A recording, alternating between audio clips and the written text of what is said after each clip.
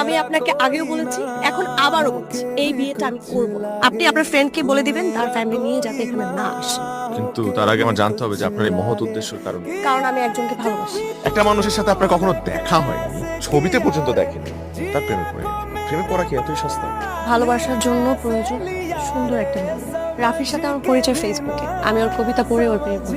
আমার সাথে ওর দেখা হয়নি, কিন্তু কখনো আমার প্রয়োজনে মনে পড়বে। ভেবেছিলাম দেখা করবো, কিন্তু এর মধ্যে আমার বিয়ে ঠিক হয়ে যায় আর এই ঝামেলার মধ্যে পড়ে যায়। আচ্ছা, আপনার এই রাফির সাথে আপনার কথা হয় না? হয়, তাহলে ওকে আসতে বলেন। বলেছি তো। আসবে? আসবে, আর যদি না আসে? অবশ্যই আসবে, কারণ ও ভালো করে জানে ও যদি না আসে আমি পৃথিবী থেকে চলে যাবো। ও আসতেই হবে।